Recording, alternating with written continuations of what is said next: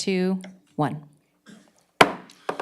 Good evening, everyone. Welcome to our regularly scheduled meeting for Tuesday, December 17th, which I've just been informed is our last meeting of the year. And so I want to wish everyone a very Merry Christmas and Happy New Year for those that tune in or that switch off the programming before the end of the recording, which I don't blame you. But anyway, Ms. Hilbert, if you would please call the roll. Yes, sir. Councilman De La Garza? I am present. Councilman Kidder? Here. Councilwoman Butler? Present. Councilwoman Scott? Here.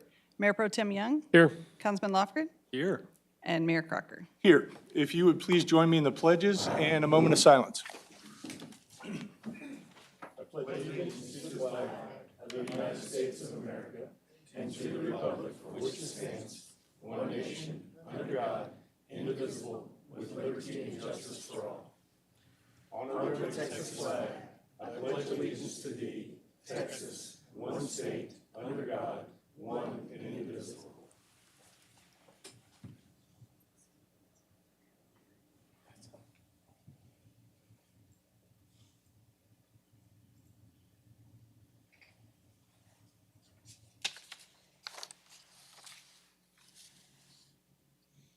Thank you. Please be seated. Again, welcome, everyone. We will move straight into our agenda. Mr. Garza, good afternoon. Do you have any announcements and reminders for us? Good afternoon, Mayor and Council. I have several, and they're all related to holiday closures, so please bear with me. All non-emergency city offices will be closed on Tuesday, December 24th, and Wednesday, December 25th, in observance of Christmas Eve and Christmas Day. Offices will reopen at 8 a.m. on Thursday, December 26th. Additionally, non-emergency offices will also close on Wednesday, January 1st, in observance of New Year's Day, and reopen on Thursday, January 2nd. On behalf of Environmental Services, we want to make a couple of announcements related to the schedule. We don't have trash pickup on Wednesdays. However, on Wednesday, December 25th, there is curbside recycling scheduled for that day, and that'll be collected on Saturday, December 28th. Curbside recycling and yard waste scheduled for Wednesday, January 1st will be picked up on Saturday, January 4th.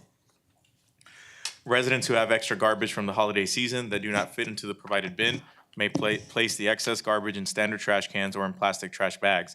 The excess garbage will be picked up on regularly scheduled garbage collection days, December 26th through the 31st. Because of that, yard waste will not be collected in that time frame to accommodate this extra garbage collection service. Additionally, for those with live Christmas trees, we'll be collecting those on regularly designated yard waste collection days beginning Thursday, January 2nd.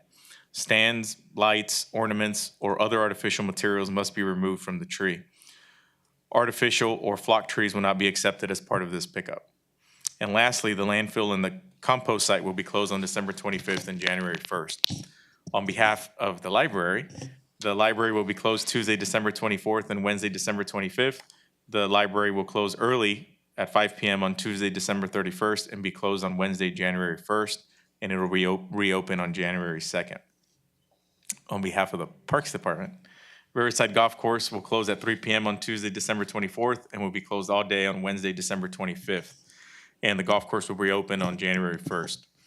More importantly, on behalf of the Parks Department, we want to invite the public and our residents to end the city's bicentennial year with a bang. Parks and Rec will host the New Year's Eve blast-off on December 31st at the Riverside Park Special Events Area, which is located near Riverside Stadium. Residents can enjoy pre-show activities starting at 6 p.m. and the fireworks show beginning at 9 p.m. Residents are welcome to park at Riverside Stadium, Riverside Soccer Complex, the golf course, or the Children's Park to view the show. Residents cannot park on the grass, except in overflow parking areas that will be designated by our Parks and Rec Department. For more information, you can visit victoriatx.gov/parks or our just general site victoriatx.gov for all information related to all of the closures that I just mentioned. And that's the announcements part of it, yes, That sir. was a lot. Busy That holiday was, season. yeah.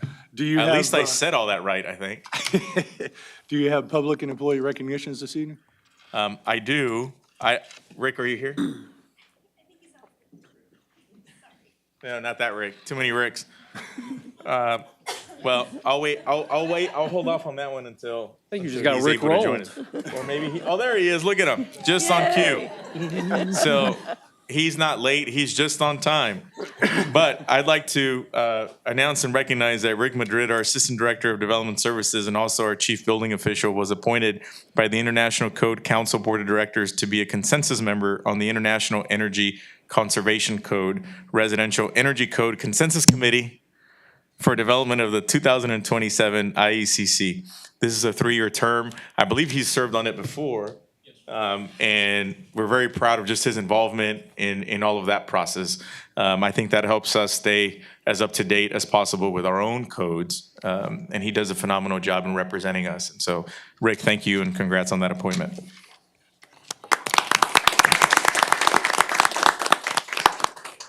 Lastly, I want to give a generic shout out to all the staff that played a role in organizing some events that have already taken place.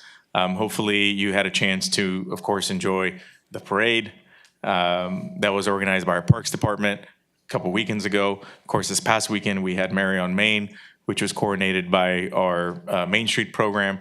I could list off a lot of names, but generally speaking, I want to thank all the employees that were involved from Parks and Rec, from Public Works, Public Safety, Main Street, Economic Development, everybody who played a role in putting on these events. They were a great turnout. Everybody from people I spoke with really also enjoyed the location because this was the first Christmas season that we've had these events in our expanded De Leon Plaza, which only added a flair, if you will, to the events, and everybody enjoyed them. And so thank you for all the staff involved with those events.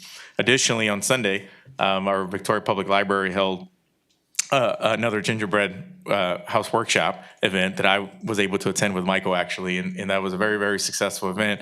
And so congratulations for another successful event to all of our library staff that played a role in putting that on. So if you can join me in a big round of applause for all the staff involved in those events.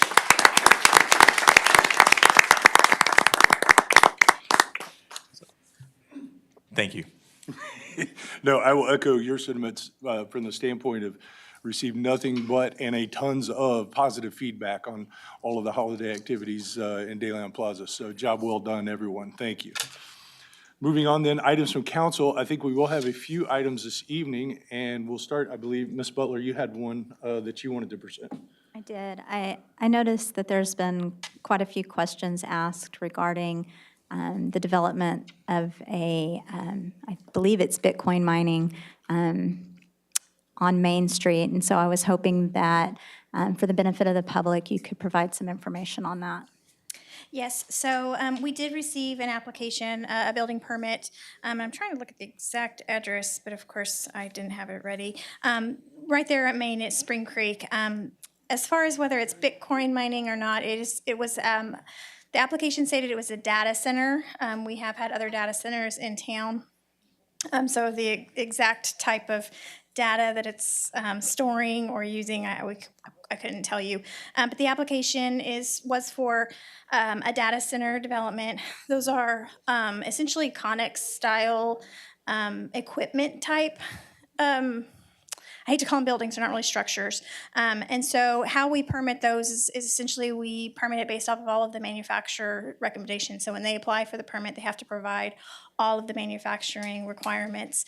And when they connect to, build a service to connect to electricity or connect to any of our systems, then of course those plans, then how they show those connections have to be engineered. It is also in the floodplain, although the exact location of those Connex trailers, there's a little island that's outside of the floodplain, I believe. But we did get all of the floodplain permits. Urban Engineering was the engineer on record for all of the floodplain requirements. And then there was, of course, subsequent engineers for the connections or the electrical permit requirements. But essentially, it's just a mechanical equipment that has been constructed there or placed there for a data center, according to the application. And the application was made by Emory Energy Partners, I believe out of West Texas.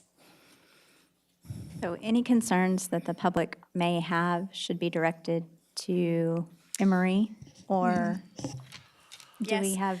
What would be an example of a concern? Some have questions regarding the decibels that may be emitted by a structure of that kind. There's been some discussion on social media about that, and so that might be one of the things that come up. You know, there were questions regarding the city's involvement, which you have answered. It was simply permitting. But beyond that, it doesn't appear that there's any involvement from the city in the project. And we do have a city noise ordinance, and so if there is, if the decibels are, exceed what that ordinance is, then the police department would be the appropriate agency to call, and they would measure if it exceeded what our noise ordinance allowed. But that's the only thing I can think of as far as if there's a complaint regarding, they did meet all of the permitting requirements there. Of course, it all does require extensive engineering. And so those engineers, did provide all the required documentation. And we would have to check to see if the noise ordinance that we do have applies for noise made by equipment. I'm not sure if our noise ordinance is that specific, but we can certainly explore that if that becomes a concern. Obviously, it's already there. And so if there are things that we need to adjust moving forward, it apply for future projects. But we can look at the noise aspect of it for sure. No, I think it'd be good. I think it's an opportunity for us to go back, double check our UDO that we just put in place last year and make sure if we need to update that for these types of facilities for whatever reason that we do that. So if y'all could take a look at that and then get back to us, I would very much appreciate it. Yes, definitely, we can do that. And I appreciate you bringing all of the information forward. I know it's something that has had a little bit of buzz behind it within the citizens in the community, and so for us to get in front of it, I think is great. Thank Yeah, you. my understanding is there is a state registry that is opening for these Bitcoin, but that's not in place until February. So I think that once we have access to that database and registry, once the state has it up, I think that'll be very telling or helpful for us. And what's a data center versus, are they the same?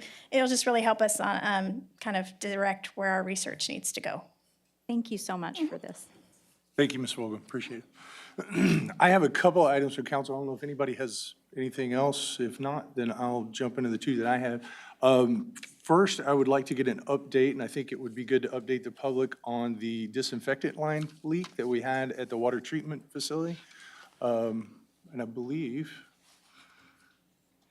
we are prepared to address it. I appreciate it. Thanks. Absolutely. Good afternoon, Mayor and Council. Like I said, my name is Greg Rodriguez. I'm going to give you an update from Public Works on more or less what happened. I know it's been an exciting week, and we want to go ahead and share everything we have with the public. He does have a few slides, and so as IT works to bring those up, I'll mention simply that in both of the items that the mayor is going to call up, from my perspective, very proud of the work that staff did in response to some of these incidences that you'll hear about tonight. It goes without saying that we have exceptional staff that have enough practice, which may not be a good thing, but we've been in situations that warrant immediate response quite a bit in the last 5-year period. And so I think we're seeing the results of that continual practice into play with how smooth some of our responses have been and were this past week. But I'll let Greg get into more details in this one, with this item specifically.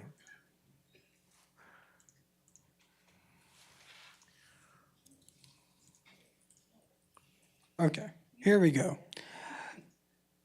So this incident, of course, happened yesterday. So before I go ahead and get into it, I do want to go ahead and say, first of all, that this incident is not the same type of incident we had 5 years ago with the chlorine leak. This is a very different incident. This incident started yesterday at 10:45 a.m. The operator was making his rounds at the plant like they normally do and noticed that there was a disinfectant leak.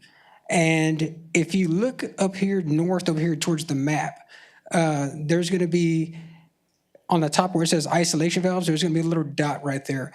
That's coming all the way from the back of the plant.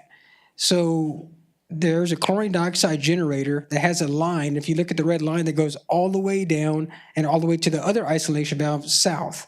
So there's two valves right there. Once the operator noticed that this leak was happening, they went ahead and isolated both of these valves. And if you look about 3/4 of the way down to about half of the way down, that was the spill site. So the reason that this did happen is because there is that line that goes underground, and with the natural shifting in the ground, then there's going to be a break, just like there's with the water lines and what have it. So that is more or less what happened. So that break caused the disinfectant to go ahead and leak out onto the ground, and it reacted with the organics, causing a small fire. So at 10:45 a.m., the chlorine dioxide was noticed. At 10:49, he called police dispatch and reported the incident. And at 11 o'clock, the fire department arrived on site and took control of the scene.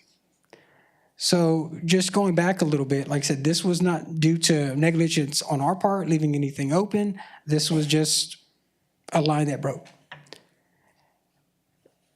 Once the fire department went ahead and took control of the scene, they did decide to go ahead and close the park as a precaution, just because it is a disinfection byproduct or disinfection process. This does have very small side effects. You know, it will have a little inhalation hazards if you go ahead and breathe it in directly. But right now we're feeding roughly 700 parts per million, which is about 1/3 of 1%. So you would literally have to be standing there for a long time to go ahead and get a lot of the effects. The surface water treatment plant manager reported this incident to the Texas Commission on Environmental Quality to go ahead and let them know what happened as well. PIO did a great job of going ahead and keeping everyone informed with numerous updates. The first one starting at 11:34. The other one that was last was around 2 o'clock. At 11:40, the fire department controlled the scene and everything was extinguished. If y'all have any questions, please let me know right now. So that way I can go ahead and address them, because I know I'm throwing a lot of information out here. Y'all have any questions right now? Okay. Moving on to the next slide. The park was reopened to the public at 2:05. And at 3:30, the TCQ did send an inspector out here where they did go ahead and found that we didn't have any wrongdoing. There were no violations or anything associated with that. Our water production was not affected during this time whatsoever. We were still producing safe water. And at this time, at 7:30 last night, all repairs were made by city staff and operations resumed as normal. This was a 3-inch line. If you look on the right side of this picture where it was dug up, the first slide on the top left indicates how small this smoke or this off-gassing was. So this gas is about 2.5 times heavier than air, so it does stay relatively low to the ground. You're not going to go ahead and see it go straight up like you would a fire. The picture beneath is another area, and I know it might be hard to see, and because it's a white area right there. This area was about 6 foot by 6 foot. So like I said, it was a very small area, and we did not have a roaring flame or whatnot. We had more or less a smoldering on the ground. And once this was extinguished, then, like I said, the staff went ahead and also made sure that this line was flushed out before city staff did go ahead and work on it to prevent any kind of exposure, no matter how small the exposure could be. And once again, the Public Works staff would like to thank everyone involved during this event. This got everybody involved. I know police, fire department, PIO, and Parks Department. Once again, thank you. Like Jesus mentioned a while ago, our staff are very well trained. They handled this perfectly. We couldn't be happier about how this was taken care of. Of course, we don't, look for stuff like this to happen, but when it does, these guys did a heck of a job, and it was, it was very well done. Any questions? No, thank you for the information, very thorough. And again, I'll echo your thanks to Public Works, Police, Fire, PIO, Parks. I think it was handled appropriately and swiftly. So thank you all for your work on that. Thank All you. right. Thank you, Greg. And then finally, I see Mr. McBrayer back there. I was hoping we could get an update on the airplane emergency landing off the loop last week. Sure. The mayor and city Well, we're council. talking about things that don't happen very often. Yes, so. absolutely. So most of the time you see us when it's severe weather, but we do a few other things other than severe weather. So we do want to talk a little bit about the crash, the aircraft crash on Loop 463 at Mockingbird last week.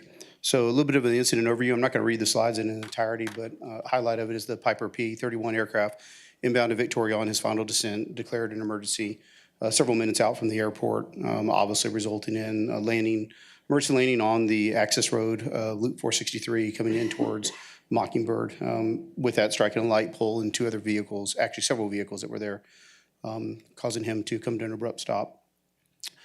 This is a 3D imaging from, I believe it's from VPD drone team, which is fantastic drone footage. This is a 3D imaging of the actual wreckage site and scene itself.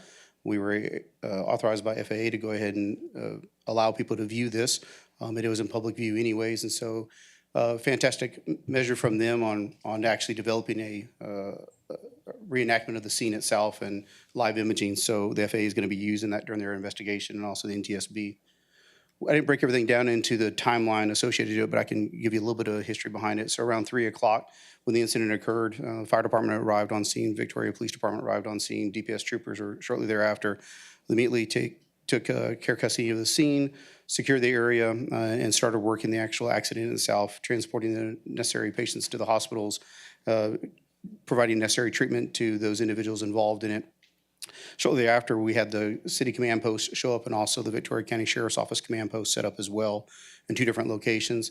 The city's command post was specifically designed for tactical operations, so that way they could work on the traffic management plan.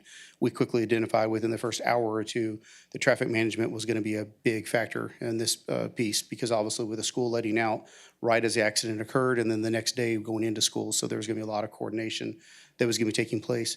So some of the pictures you see up there are going to be obviously the Sheriff's Office command trailer being utilized for that purpose for the command meeting throughout the evening. PIO team came together, I believe at 5 o'clock, Ashley, if I'm correct, around 5 o'clock. They did an update and did a fantastic job with the press briefing, getting information out. And this even caught national attention. It reached all the way out from Houston all the way up to national attention to the national channels. And so did a great job there. Working directly with VISD members and executive team there, they were able to put together a plan with a lot of information going out to parents and citizens of Victoria. I want to highlight some of the agencies that were out there real quick. Obviously, our office, County Judge's Office was notified. I know that the mayor was notified as well by the city manager. County Fire Marshal's Office was there on site. Obviously, Victoria Police Department, Fire Department, Public Works, and I'll talk about those folks in a few minutes because they were instrumental in the success here. Victoria Communications Division as well, the PIO team. City manager was there and providing guidance as along the way. Texas Department of Public Safety, Texas Division of Emergency Management, and Texas Department of Transportation were all there with very heavy loads and what they had to perform and objectives they had to meet within a short time frame. Federal Aviation Administration was there at FAA and National Transportation Safety Board, NTSB. Those 2 agencies gave a lot of kudos to our organization and the ability for us to put together an incident of this magnitude and complexity in such a short period of time. They had never seen anything like the coordination we have here, and that is a testament to the city leadership and the leadership of your individual departments that allow their personnel and their staff to perform their jobs. So hats off to those folks, and I'm probably going to repeat that several more times. The biggest thank you that we have is to the citizens of Victoria. The citizens of Victoria really reacted and responded accordingly. There were citizens that were coming to the crash site to help and responding as citizens should do. They were there to assist their fellow citizens, and that was great to see. Also, they were in adherence of what our information was being put out by the PIO team and the VISD administration to really adhere to. It was a very unique thing. Obviously, we're shutting down a lot of roads with a singular point getting into East High School. And the citizens of Victoria School really responded well the next day. Not to leave them off, but the Golden Crescent Regional Medical Operations Center, one of the first calls we always do as first responders is to the hospitals. They need to know surge capacity. If many of y'all understand, if Doc is in the ER one day, it may be only Doc there and he may have 8 to 10 beds already full. And so they want to know about those things. So we notify the hospitals immediately. Victoria Independent School District, as I mentioned earlier, Salvation Army even came out the next day to support rehab for the first responders that were there. By 10 o'clock that night on Wednesday night, we pretty much had everything lined out with NTSB and FAA. We did go in for the long haul thinking we were going to be there for a couple of days like we had previous years when we worked an aircraft accident out towards Inez area. So we were thinking that we were going to be there much longer than that.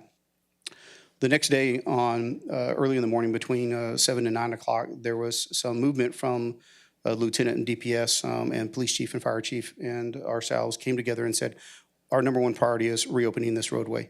Let's get things moved and get things opened back up. So the decision was made that morning to call in a record driver, record service, moving through the elements with NTSB and FAA to actually remove the aircraft and move it to a secure location, and they did just that. This is where all the heavy lifting came in. I cannot say thank you enough to the streets engineering, traffic management folks that were out there. They did a fantastic job in getting that place put back together like nothing even happened. So 23 hours later, we're actually moving in. Less than 24 hours later, we're moving back into reopening the roadway, which is pretty unheard of when you're talking about an aircraft accident resulting on injuries related to citizens with vehicular traffic as well. So fantastic job by those folks. They really jumped on it and really moved through it. What's unique for us is we allow each entity to serve as their single point of contact, subject matter experts, and figure out the jobs they need to do. And we just make sure that all that's brought together to one common operating picture. As many of y'all have seen, if you've ever been in the Emergency Operations Center, we go around and we get the head nod from everybody. Are we doing the right job? Do what we know, does somebody else know it? And they did a fantastic job. For within an incident like this and the complexity of it, within a 23-hour period to have it cleared and moved and back to functioning, fantastic. So cannot say enough about the folks that were out there. I think that was it, right?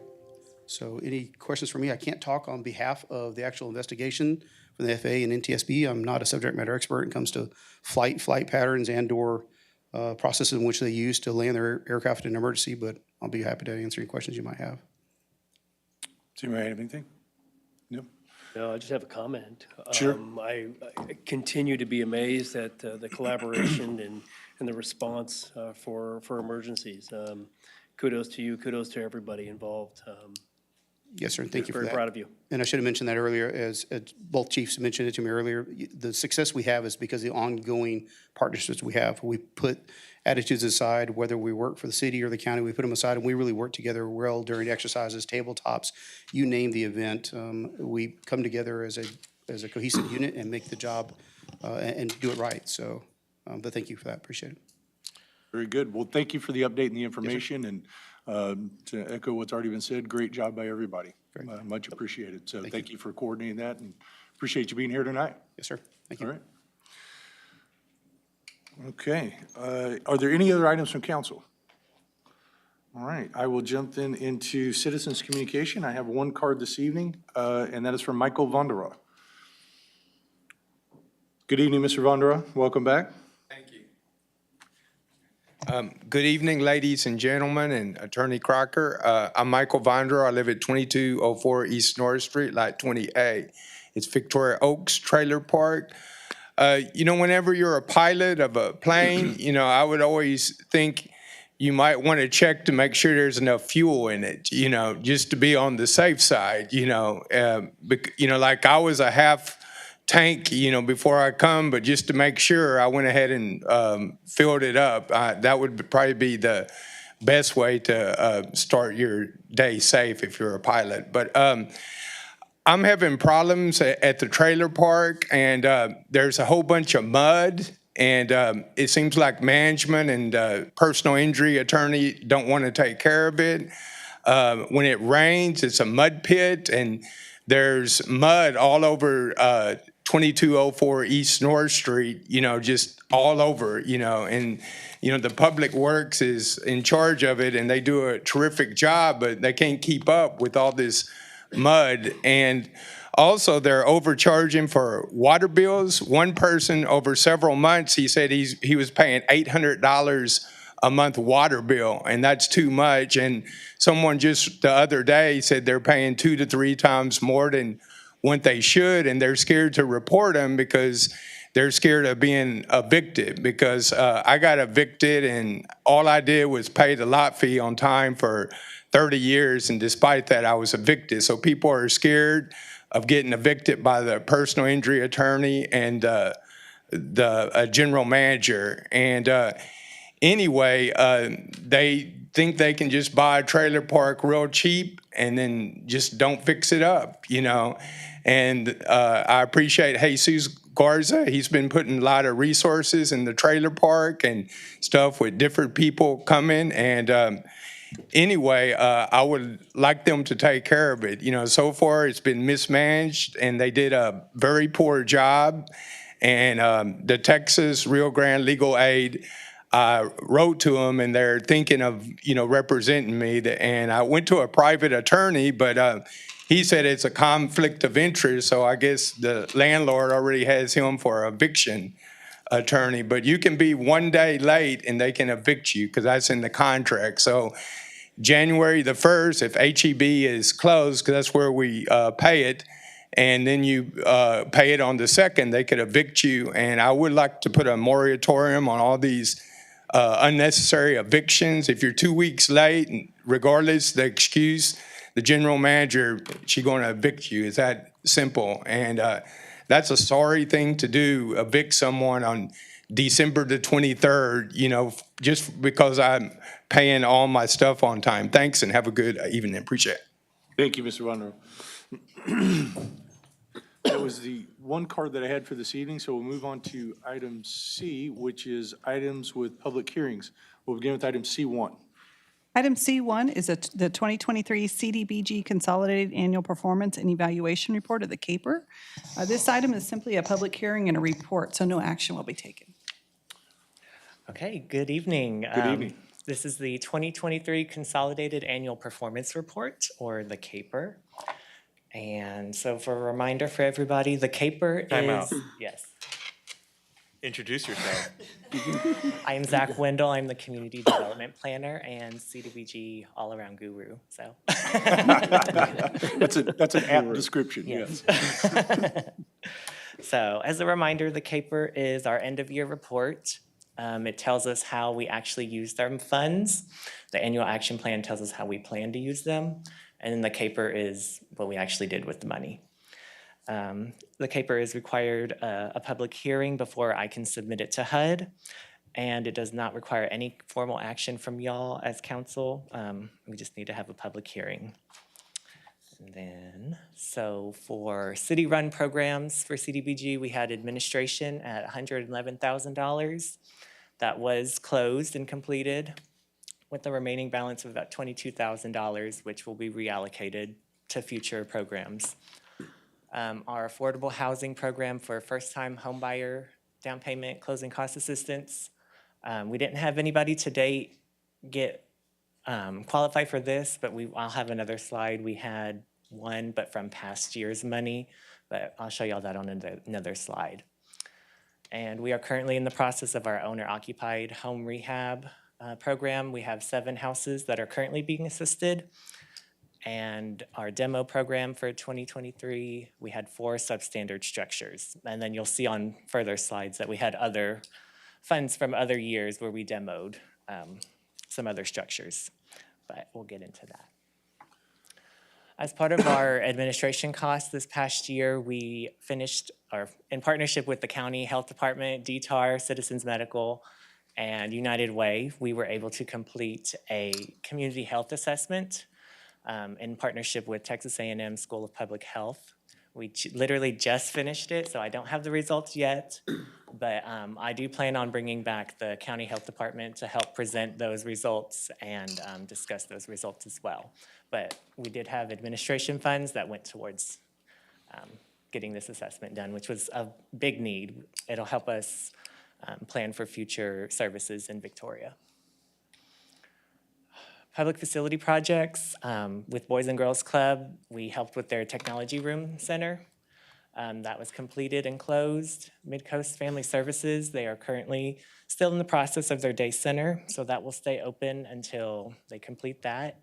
And I believe they are on the later end of that project, so that should be finishing up within the next couple months, maybe beginning of the year. Meals on Wheels, we helped them with their rear parking lot, redo that. That one did come in under budget, so we will reallocate those funds to future programs. VCAM, we helped them with a clothing and donation sorting area. And then YMCA, we helped renovate their childcare room to help them separate their kids by age group better so they could have more room. And then, so prior years. So this affordable house, so we did have one first-time home buyer assistance. That was from previous year money. So we will have the other down payment and closing costs that I had in that first couple slides ago. We will carry that forward until we find another first-time home buyer.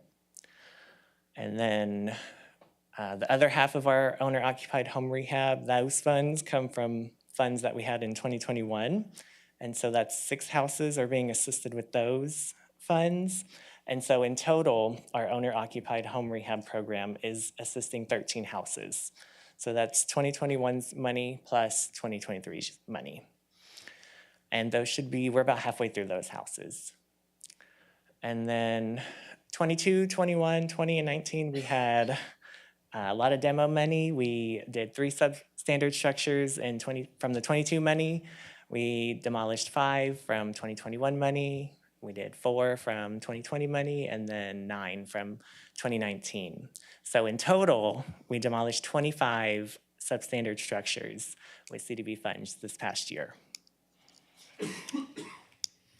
Okay, and then prior year public facility projects that were completed this past program year, we had the Victoria Housing Authority, their exterior weatherization and painting. We were actually only able to help them with their windows because that went over budget, but they were able to cover the cost of the painting of those apartments. And if you haven't driven by those, they look very refreshed. They needed a good lift. And then Perpetual Help Home, they completed their their daycare renovation project.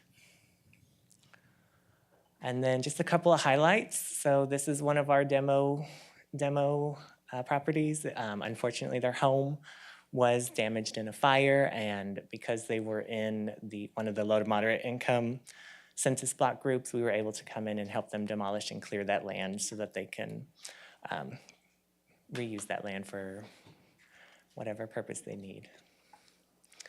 And then here's another substandard structure. It was a shed that was just a pain for this homeowner, and we were able to go in and demolish and clear that for them as well. This was our Meals on Wheels redoing their back parking lot. So you can see how rugged it was before, and now they have a nice, safe parking lot for their volunteers and their visitors. And then the last one I have is the Boys and Girls Club with their technology center. So on the pictures on the left, it was a very tiny closet. They knocked down that orange wall, and they were able to make a whole technology center for their kids. And they made it kind of multi-purpose. They can pull those computers out and use that room however they see fit. But it definitely gave them the room that they need. So, okay. And then public service. We did really, really well with our public services. These are the ones that are capped at our 15%. So we had Billy T. Catan with their behavioral interventions program. They assisted 59 individuals and just had a couple $100 in remaining funds, which we'll reallocate in the future. Boys and Girls Club, their after-school childcare program, assisted 35 children/youth. Community Action Committee had their home-delivered meals. They were able to assist 7 seniors over the year and serve 1,075 meals. And they also had their Senior Services Care Program, which they assisted 36 seniors. Food Bank of the Golden Crescent, their kids backpack program, they were able to serve 117 children with meals on the weekends when they're not at school. Golden Crescent Casa, their Volunteer for Every Child in Need program, they were able to help bring advocacy for 31 children and their families. Gulf Bend Center, their wellness community, we were able to assist 18 individuals. Meals on Wheels, their meal delivery program, 9 individuals were assisted, and 858 meals were served. And then United Way of the Crossroads, with their Community Connections program, they were able to assist 35 individuals. So in total, all our subrecipients for public service assisted 347 individuals, and our initial goal was 220, so they greatly exceeded that goal. All of our subrecipients either met their individual goal or exceeded it and spent all their money. So I'm very proud of them. I'm very grateful for all the subrecipients. I can't do it all. It's just me, so I rely on our subrecipients very much to help do the good work out there. And then public comment period was November 23rd, 2024 until December 10th. And then we're doing the public hearing tonight. And then I have a deadline to submit the caper, statutory deadline by December 29th. But I plan to get that done this week. So, and that's all I have. Have any questions? I know it's a lot. It's already a year late, though. The way they do those years. Any questions? I have a comment. Sure. Congratulations on exceeding goals. And I do have a question, but it's a very, I think, positive question just for feedback from you. What do you see the challenge with the down payment? What could help with that? So that one, it's a unicorn that we're looking for. So they have to meet the income limits. They have to fall below that 80% low to moderate income, but then they also still have to qualify for a mortgage. So I'm getting people who are just above that 80%, or if they are below the 80%, they come in and they never finished, and I don't hear from them again from the application. I do follow up with them to see, but it's mainly trying to get them in the income limit and get them qualified for a mortgage. So spreading the word would help, right? Yes, Okay. yes, and PIO has been a great help with that, and all the community meetings we go to, I share it with our subrecipients if they know of anybody. So just trying to really push it. Congratulations again on the numbers. Those are great. Thank you. But those criteria are not something that we don't write those criteria, they come that way. Yes, yeah, HUD sets the income limits. I believe every June they come out with new income limits. So when those new income limits do come out, I do follow up with previous applicants if they were right over that 80% to see if now they've fallen into that. So, Great, but yes. thank you. All right, any other questions? All right, thank you, Mr. Wendel, appreciate it. So with that, then, I will open up a public hearing on item C1, which is the 2023 CDBG Consolidated Annual Performance and Evaluation Report. If anyone wishes to speak on this item, please come forward. Seeing no one, then, I will close the public hearing, and I understand that we not need to take action on that. We just need to conduct a hearing, correct? All right, well, with that then, our work there is done, and we will move on to the consent agenda. Ms. Hilbert. Yes, sir. Item D1 is the adoption of minutes of the regular meeting held on December 3rd, 2024, and the special work session held on December 10th, 2024. Item D2 is a resolution reappointing members to the Victoria Sales Tax Development Corporation Board of Directors. Item D3 is a resolution approving the First Amendment to the Fleet Management and Maintenance Contract between the City of Victoria and Transdev Fleet Services Incorporated in the amount of $338,922.07. Item D4 is a resolution approving the interlocal agreement with Texas State University for groundwater exchange bioaquatic study in the amount of $90,195. Thank you, Ms. Hilbert. Do I have any motions with respect to the consent agenda? Motion to approve? Second. I've got a motion to approve in second. All in favor, say aye. Aye. Any opposed?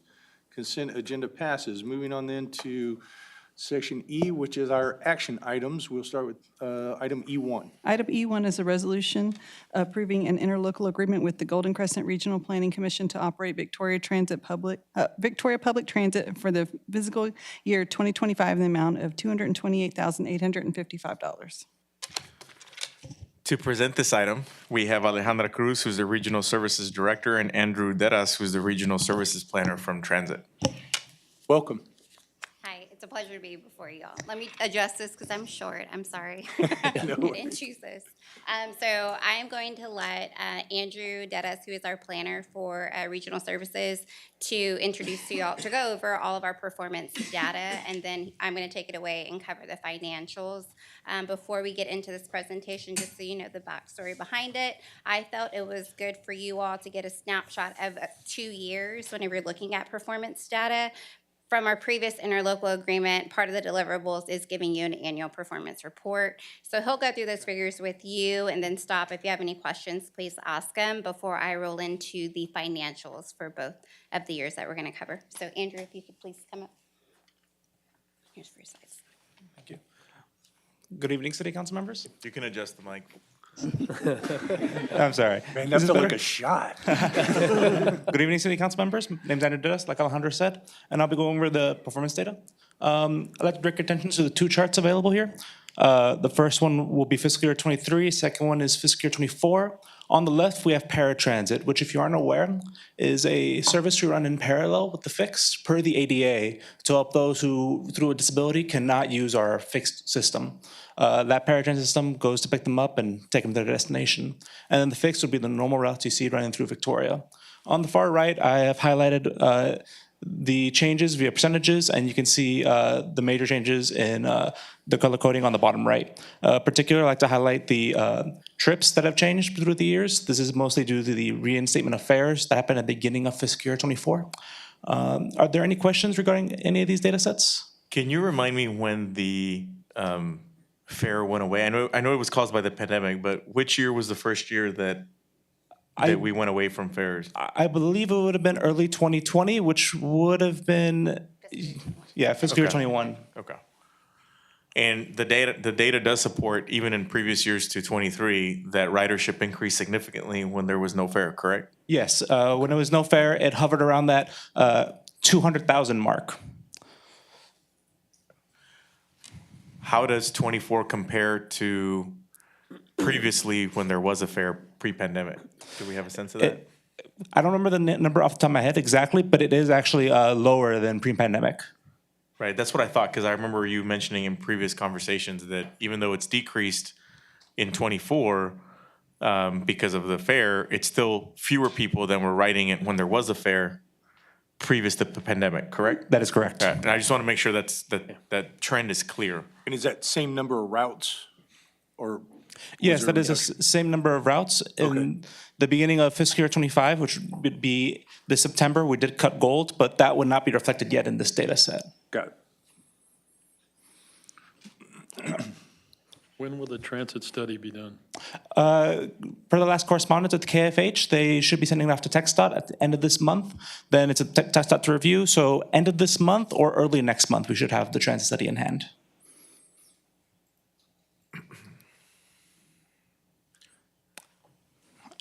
You can keep going. All right. These are going to be our performance metrics. These are used as performance metrics across all the transit agencies in TxDOT. They are operating costs per hour, per passenger, and per mile. The left is paratransit, and the right is motor bus. In particular, I'd like to point out that the operating cost per passenger on the motor bus has doubled. This would be due to the reinstatement of fares and the lower ridership as a result. Otherwise, though, as you can see, most other data points seem consistent through the 2 years. Are there any questions for this data set?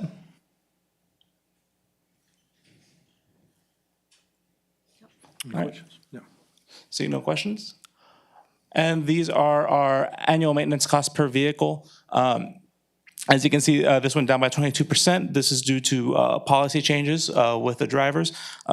Previously, the drivers would often choose which vehicle they would use. Sometimes they choose an older vehicle that was more prone to breakdowns that was meant to be a spare vehicle.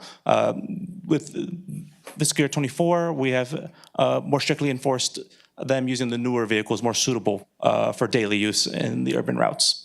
Are there any questions with this data set? Sounds like a good change. Yeah. Good policy. Thank you for your time.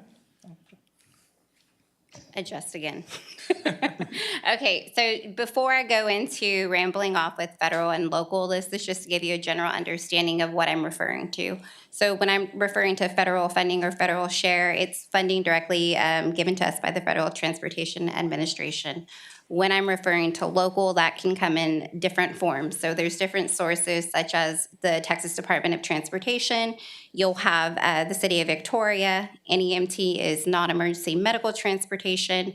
You'll have fares in one bucket and then advertising in other. So those are just other revenue sources to help match our federal funding. I thought it was important for you all to see the state funds trends over time. So like Jesus mentioned, pre-pandemic, during pandemic, and the effects that it could have on the funding when their formula allocations. So TxDOT, Department of Transportation, their formula is 50% need and 50% performance. Because our ridership decreased about 49% last fiscal year because of the reinstatement of fares, we saw a decrease of over $20,000 just in state funding. Now, why that's important is because that's part of the local share that we use to match our federal funding, that costs to operate the system. So this is just your general match requirements when we're referring to the program and the different categories within the budget. Preventive maintenance, 80-20, operations, 50-50, and administration's also 50-50. This is a recap of fiscal year 2024 in terms of how much federal share and how much local share was necessary to operate the system. In totality, it was about $2.7 million. Whenever you add the federal and local together, that's the total cost it costs to operate Victoria Transit. And that local column is super important, and I'll tell you why when I roll into giving you a snapshot of fiscal year 25, what we're in right now. Are there any questions? Can you go back a couple slides? Because I think it's important to point out the one where you show the local versus state, the graphic. I know that for some council members that have been involved in this conversation with transit for many years, you have observed a trend of the transit system requesting additional funds, from us. And there was this belief that there was a correlation between TxDOT providing less money and then the need for us to increase. Now, we weren't always increasing our local allocation, which meant not being able to draw down as much money from the federal dollars, right? And so it's double whammy. And so I think it's a very, very important point, and I know this is where she's headed as well, but I want to reiterate it myself, that us along with the state make up the local piece. And so if TxDOT is decreasing their portion, somebody has to make up that local piece in order to try and draw down the same amount of money from the federal government. And I think that's important to reiterate as many times as possible. Yes. Well put. So please carry on. Yes. So I did put together, instead of just throwing numbers on the wall for you all, just an iteration and a breakdown. So these are more numbers before I show you the pie chart, but this is just the different sources that it took to make up that amount of local share to match the federal funding. So this is the pie chart that I was telling you about, easy on the eyes, right? The other, that is $330,000, that is what GCRPC had to put up to make us whole in total operations costs. That is more than what we received from the city of Victoria to operate the program. So that does have an impact on all of our other programs because of the fund that it pulled from to cover that expense. We do not want to do that moving into fiscal year 25 as we're currently in. So later down this presentation, I'll tell you what we're expecting based off of just projected costs to operate the program in 25.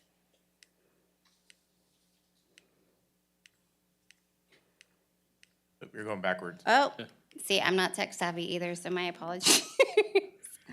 Okay, let me go back here. Okay, so for fiscal year 25, Q1, that is just a snapshot of what it cost us so far. So those figures at the rate that we're going for preventive maintenance, operations, and admin, you're looking at us needing to cover the entirety of operations 2.3. In local share, as we keep reiterating the importance of trying to make up that local share portion, we're gonna need a little over 1 million at the rate that we're going. So just being conservative, we're looking at service probably needing to be reduced by March. So we're already gonna look at those conversations in terms of if we can't make us whole and we don't get any other forms of revenues to match our federal expenses, then what does that look like for the system? And I thought it was important for you all to be in the know, to just have a heads up that that's what we're probably gonna lean towards.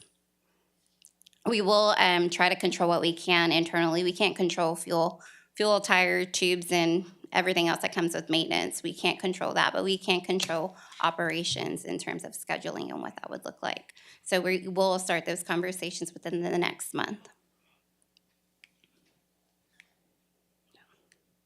This right here is so you all have an understanding of this year's local share and the sources that we have. So you have the state, which is the Texas Department of Transportation, for that $333,000 amount. You have the Victoria Sales Tax Development Corporation, which is that amount listed in that interlocal that's brought for you for today for approval, which is $228,000. Fares, if we collect how much fares as we did last year, we're looking at 108. And then the non-emergency medical transportation, that's the portion that would be put back into the Victoria Transit Program. Again, if you can recall the other slides where I had the breakdown, it's a complete difference, but at the end of this presentation, I have a snapshot to where you can see the different local share comparisons. This, again, is just a pie chart of what we just covered in the previous slide. And this right here is a local share comparison from fiscal year 24 and fiscal year 25. So that other amount in the pie chart for 25 of 318,000, that is the amount that we would need to make ourselves whole if we continued operating at the capacity we're operating now. Are there any questions? Yes, I have a question. So you're short how much money for, if you would run it for the whole year at the present? $318,138.58. Now, when the transit study comes out, it may change, right? Not for this current fiscal year. By the time we have the public participation process and then we get to actually implement it, we're looking at fiscal year 26, so September of 2025. So if you're short, why are you asking for the same amount that you had last year? We didn't have any figures to go off of what we would need to make ourselves whole as of right now because, I mean, during COVID, we had an influx of emergency relief funding that came in. So it was really hard to project what it would cost to operate the system currently. So it was just a ballpark number of we know we for sure need $228,000. We're not going to turn it down. We would take more gladly. But just so we could get it approved and continue operating, we went ahead with that number. Now, if that amount needs to change, that's completely up to this body. But I mean, we do need the interlocal approved today for that amount to continue operating at least until March when we have to do some cutbacks. And I noticed, and perhaps you said this and I missed it, I noticed that the state's contribution was 507,809 and is now 333,989, which seems to be the biggest percentage reduction between the 2 years. What was the reason for that reduction in their contribution?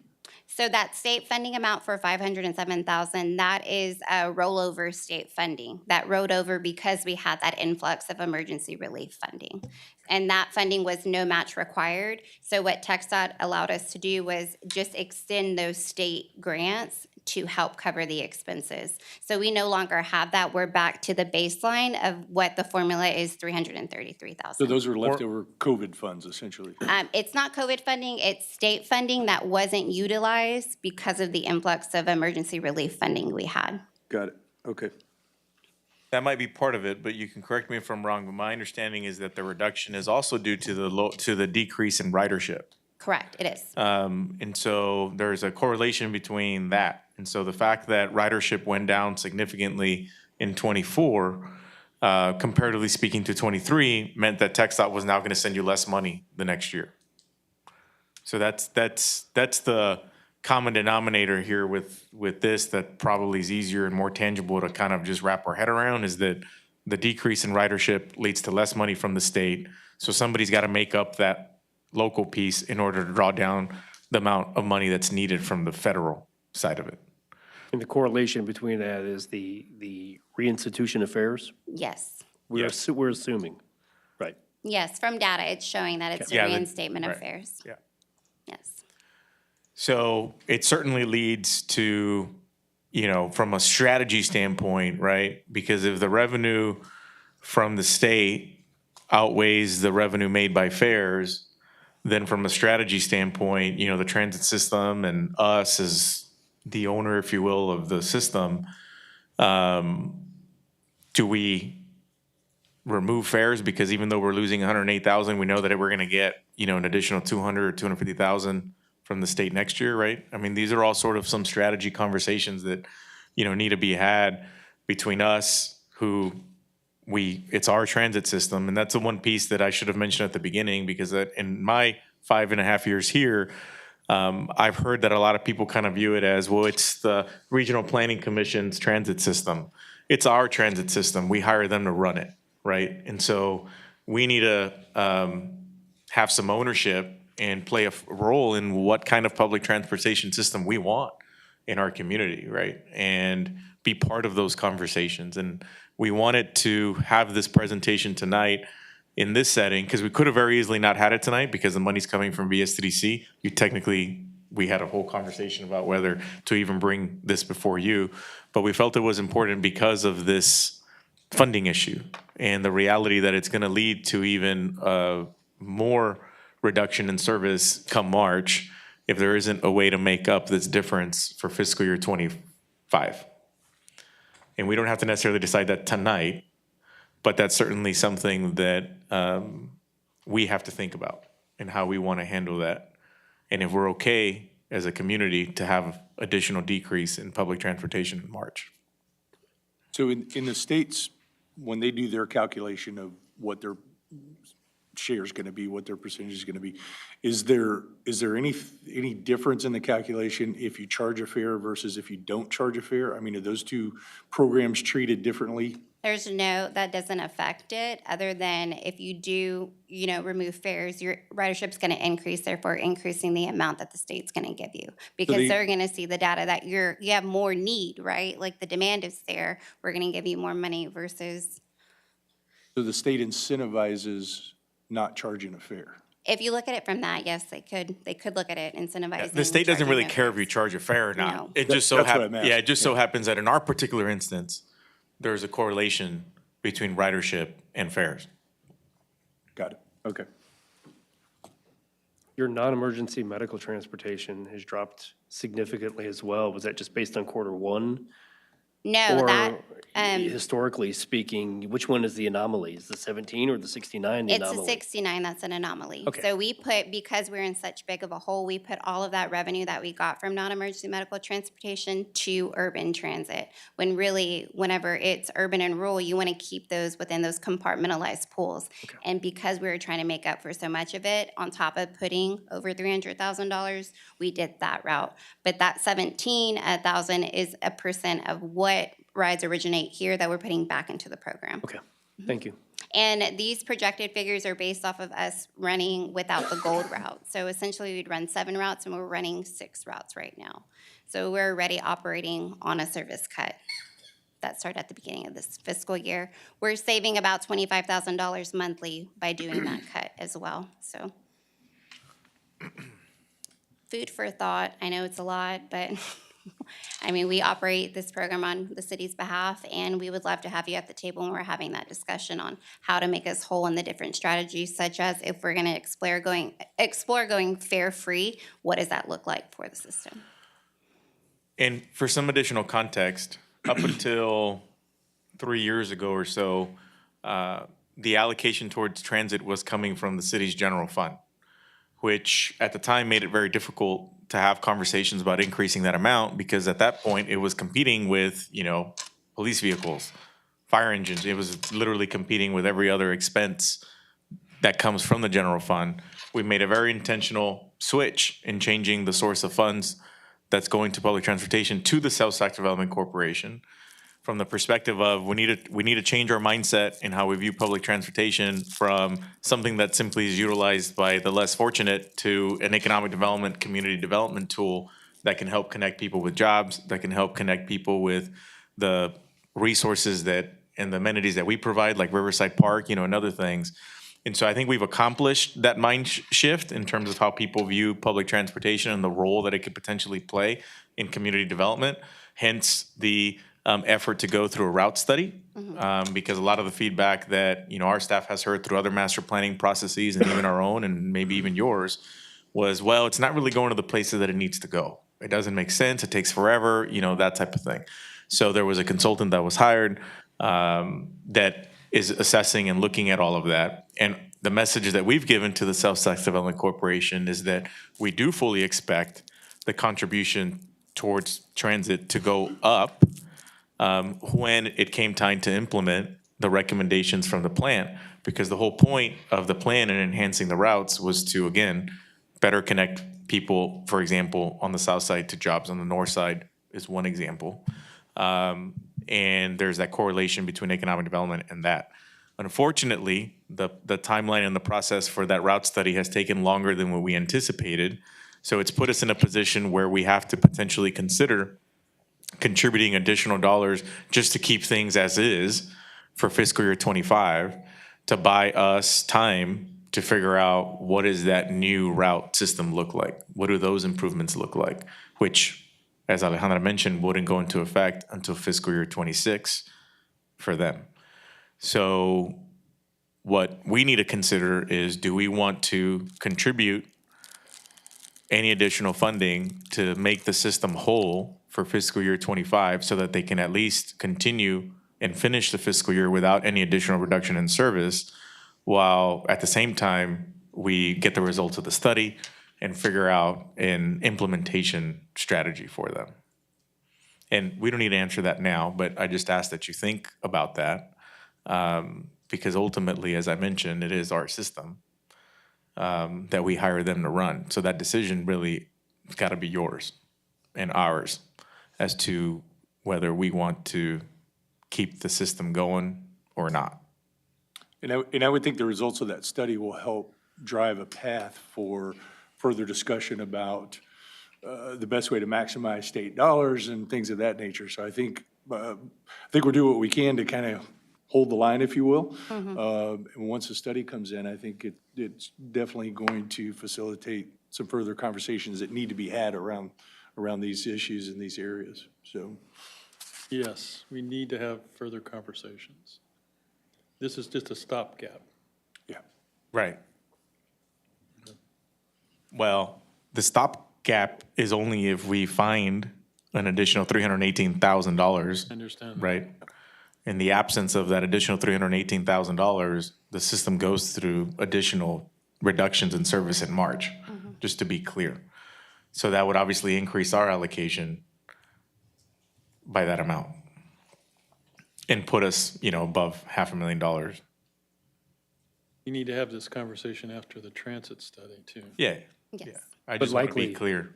Likely more than $318,000, because if you remove fares, then that $108,000 that would have made up in fares would need to be made up as well, correct? Because if we get rid of fares Yeah, to at first, increase right. Yeah, ridership, yeah. so you're taking away that as Right. well. It's not, my understanding, it's not that easy to get rid of fares, is it? If we are going to remove fares, there would show no burden on the community whatsoever. It would be a quicker process than it would be to increase the cost. If we're going to increase the cost, that's when we have to undergo a fare equity analysis, And which the would fares take are about what 3 now? months. $1.50, $1.75, I believe. I've always wondered why it wasn't just $1.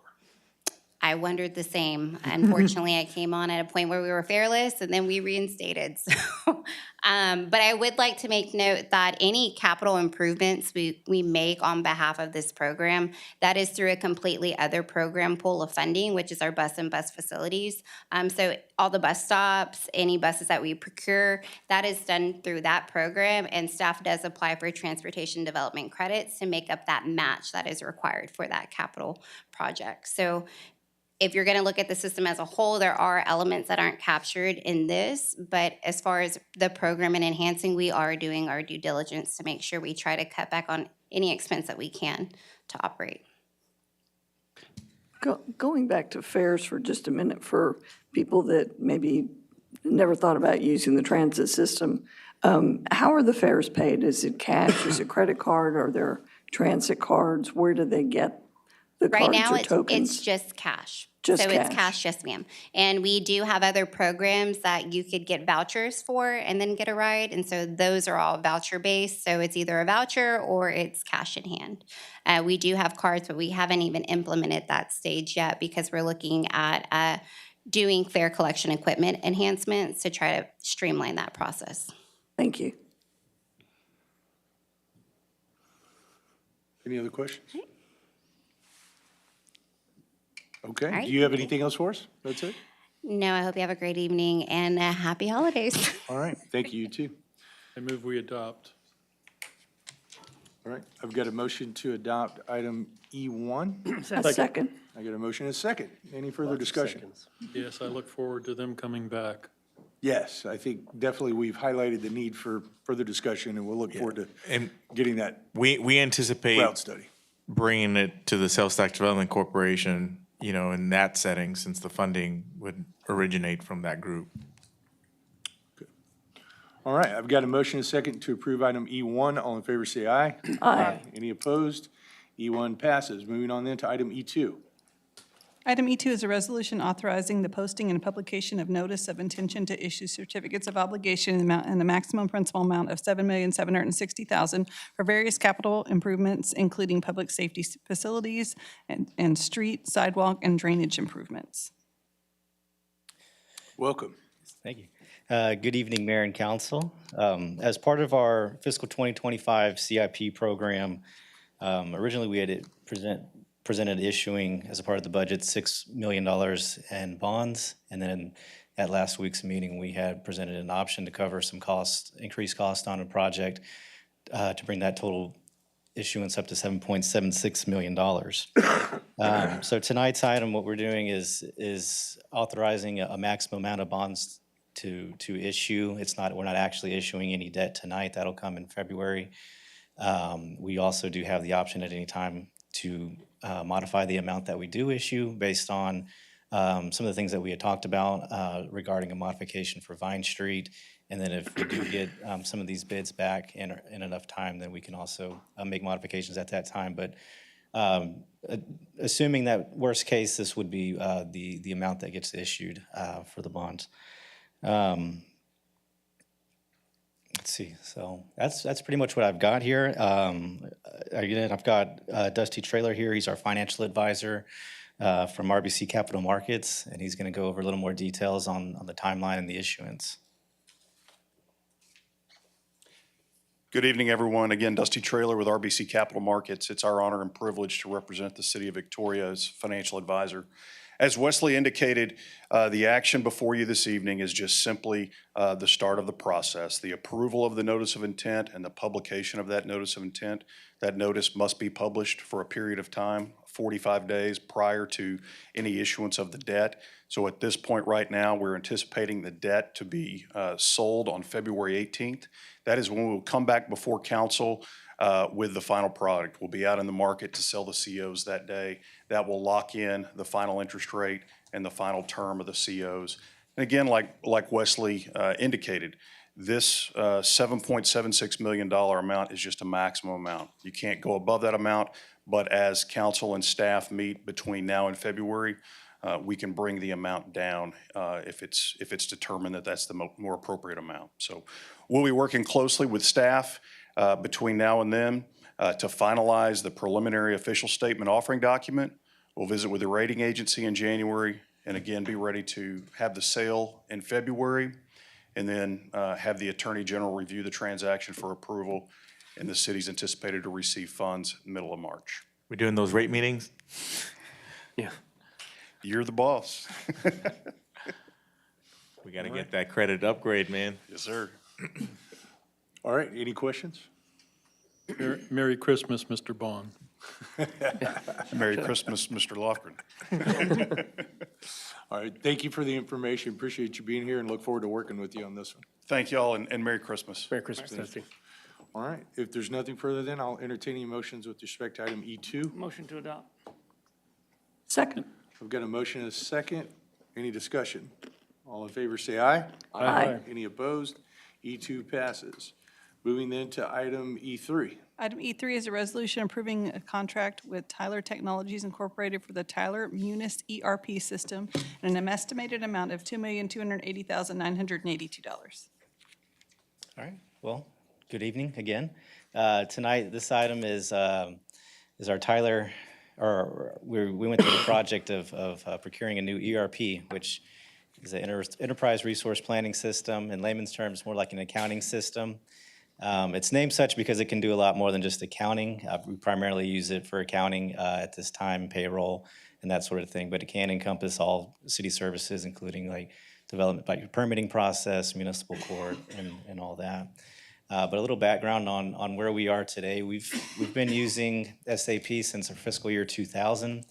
At the time that we implemented it, came at a cost of $1.3 million in one-time costs to put that system in place. This is a very robust system. It's suited more for bigger corporations with large accounting staffs, large IT departments that can really dedicate resources exclusively to this system. So I mean, we've used it. It's worked well for us, but we've never been able to use it to its maximum capacity just due to the personnel that we have. And I've given the example that the city of San Antonio utilized SAP and had literally a whole team at the IT department that literally just handled SAP. It's just that kind of software that you need that type of support to get through. This is a little busy here. I wanted to, if you're able to see it, there's two charts here. They look almost identical. The one on the left kind of maps out our current systems with SAP and how they talk to one another. And currently, right now, everything is done via a manual entry. So transactions entered into one system are then manually entered or manually imported into SAP. And what we wanted to do as a part of the system, of course, is modernize and integrate as much as we could. So now, when you look on the right side, our goal here is the ERP that we picked. We would want an automatic, more like a nightly import, something that just happens automatically that you're not having to do manually, reduces data entry errors, that sort of thing. And then also, where needed, we could have interface where you're actually sharing live data between the two. We had to limit that somewhat just because of the cost associated with having a live interface. It's much more cost effective just to do the automated imports. So our procurement process, it's been about a 15-month process. We started this in September of last year. We consulted with Scenes as our ERP consultant. They basically did a lot of the legwork in developing the RFP and going through the scoring and just assisting with that whole process. We issued our RFP in February. We closed in April. We had 7 proposals. Out of those 7, we narrowed it down to 2 that we called in to do live demos. Each one of those vendors came in for a day and a half and presented the product to us and as well as our consultant. We began in contract negotiations in September, and we're here tonight to present that contract. And also, I didn't mention this before, but we do have David Carl. He's with Tyler Technologies. He's on Zoom right now, so if y'all have any questions about the product itself, he's online, and we also have a representative from Scenes Consulting if there's any questions for the consultant. So through this process, we're recommending the Tyler Muni's ERP system. Tyler's a company that's been around since we've basically started using computers, and they provide software exclusively for the public sector. So it's very much tailored to a governmental operation. Like I said, they're a pretty large organization. They currently have over 50 cities that are using the ERP. Some of those major cities you list there, as well as like San Marcos as well. So they're very experienced in Texas. What we're looking at as a part of this project and implementing, we have our financial management system, which would be phase 1 of the project. It would take roughly 12 months to implement, and each one of these would be implemented one after the other. So with financial management, of course, includes your accounting, accounts payable, budget, procurement as well. And then in human resources, some of you may recall we did switch over to NeoGov for that whole HRIS system. We're not replacing that system. All we're doing is taking back out of it the payroll and timekeeping, which had been in SAP before, and putting it back into this ERP. It just makes more sense to keep data more up to date, and just from a budgeting perspective, everything's all in sync with one another. So that would be phase 2 of the project, and then the last phase of the project would be the utility billing. So it's going to take estimated about 36 months to get fully implemented. So just some key improvements in comparison to the two. Tyler's a cloud-based system. So what you see with those is you're getting the latest and greatest product at all times. What we have with SAP, I couldn't tell you when the last time we actually had an upgrade. It looks the same to me since I've been here. So, but you're typically having to pay for those upgrades as well, whereas the continuous updates that you get with this product are included within the maintenance fee that you're paying each year. There'll be more automation, better reporting tools, a lot less manual processes that we do now. Again, a lot of manual data entry, downloading reports to Excel, updating other files in order to do our financial analysis. So that's going to be a big help for us. We've also negotiated a 10-year contract with them, so we've got a very good idea of what we're going to be paying for the next 10 years.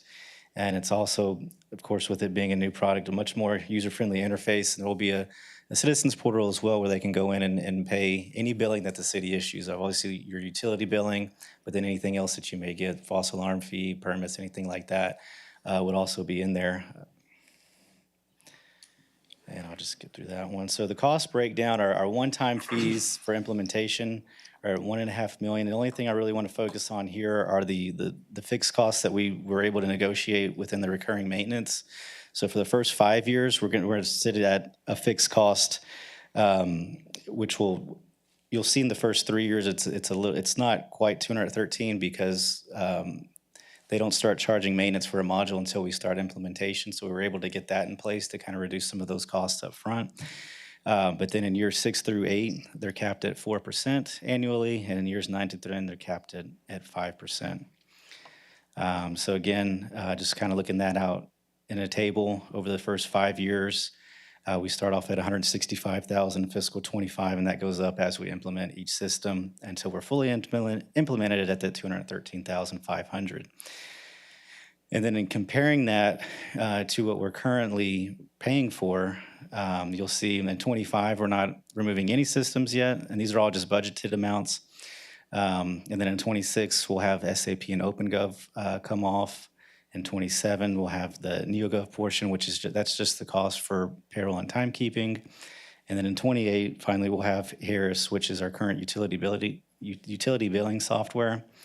And if you look there, it's basically a break even on cost. And if you did actually factor in CPI increases on our current software, we're probably saving about $20,000 a year roughly once we're fully implemented.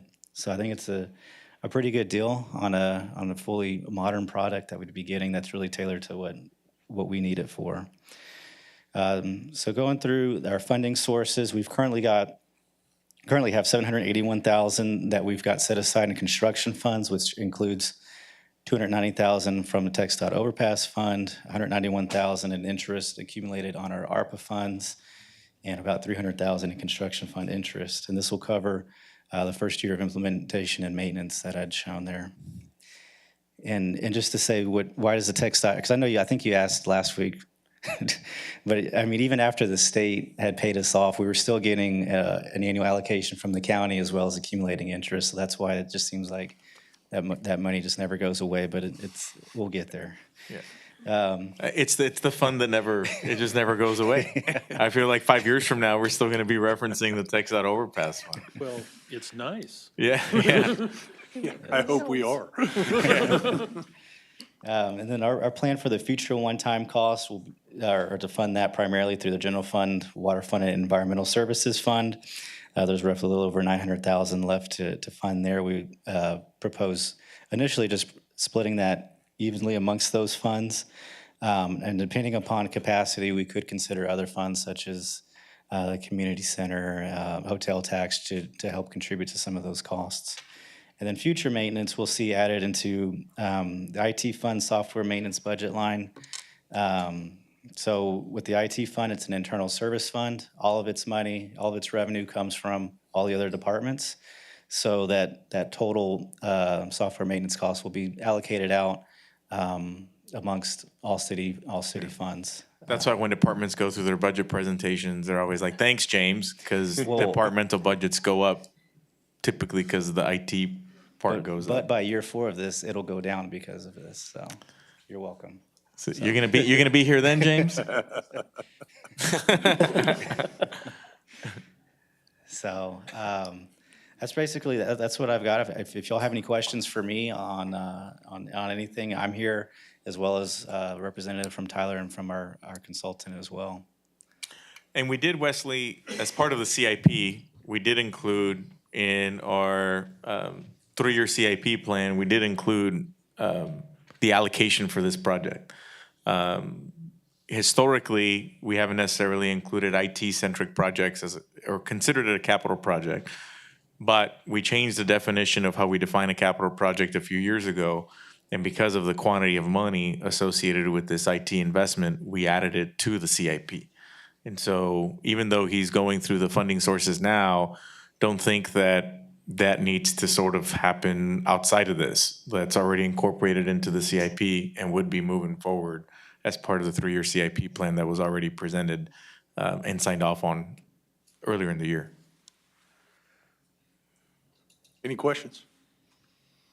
It seems the presentation is that for less money annually, we'll get a more functional and integrated system, which, did I boil that down appropriately? Exactly. Okay, all right. Thank you, I appreciate the information. So then I will entertain any motions with respect to item E3. I move we adopt E3. Second. We've got a motion and a second. Any discussion on E3?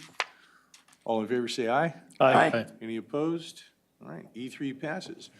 Then we move into city manager reports. Mr. Garza, do you have some reports for us this evening? We do. We have two this evening. They're both Parks and Recreation centric. The first one's going to be spearheaded by Lisa Wube, and so I'll turn it over to her for the update on the Parks and Rec Commission. Good evening, welcome. Hi, good evening, Mayor and Council. I'm here today to present a Parks and Recreation Commission update. This year's theme with the National Recreation and Parks Association is Where You Belong. It celebrates the many ways parks and recreation professionals across the country foster a sense of belonging in their community by providing welcoming and inclusive programs, essential services for all ages and abilities, and safe, accessible spaces to build meaningful connections. Our goal, as well as the Parks and Recreation Commission, is to leverage the value for our community. We want to work with our residents, continuously providing quality programs and services. I want to thank our elected leadership, as well as our Parks and Recreation Commissioners, for helping us be in a space where we can grow. They are an important liaison for improving the parks and recreation opportunities in our department. And we have 9 board members, one of which our vice chair is here this evening. Right behind you, Yay, hiding. Lori Eder is our chair. Brian Billingsley is our vice chair. John Hayek, Glenda Nickel, Julie Hughes, Stephen Biles, Donna Roberts, Harley Fisk, and Michael File. And so I'm going to have Brian come up, just talk for a few minutes before I continue with the presentation to give you a bit of the history, the meeting times, our short-term goals, our long-term objectives, and our current projects. Good evening, welcome. Thanks. Thanks, Lisa. Thanks, Council, for letting us be here tonight. I just wanted to speak really quickly. Lisa asked me to come to the meeting and thank Council. You know, I've been on the Parks and Rec Commission for I think 4 years now, going through a lot of the long-term planning projects, weekends at the Parks office, trying to figure out, you know, what does the community want out of their Parks department? How can we work with y'all as volunteers that care deeply about the Parks and Recreation Department here in Victoria to make it better for everybody? And I really appreciate y'all doing something with that, because when I first got on the commission, it's like, all right, are we going to go through these long, arduous planning processes and, you know, put these massive, 100-page reports together, and then they just go get stuck on a city shelf somewhere and nothing ever gets done. But to my surprise, the wheels actually moved really quickly, and we've seen a lot of stuff happen. You know, y'all have approved projects in Riverside Park, Bronson Park, a lot of new play structures, and being a family, a dad of 3 little kids that utilize the parks a lot. It's awesome to take the kids to the parks that, 4 or 5 years ago when my kids were little had, rusty, jagged edges. It's like, no, don't go play over there. And, there's no more pea gravel, so it's hard concrete when they fall down. And seeing these nice new parks, it means a lot to me as a parent, as a citizen here in Victoria, and as a commissioner to see that City Council takes that seriously, takes our recommendations seriously, and puts some money behind these projects to make the community better. So as a fellow servant in the community, I appreciate y'all standing behind the Parks and Rec Commission and helping us out with these initiatives. So thank you. Thank you, and appreciate your service to the Parks Board. I know you're a big asset for them, so thank you.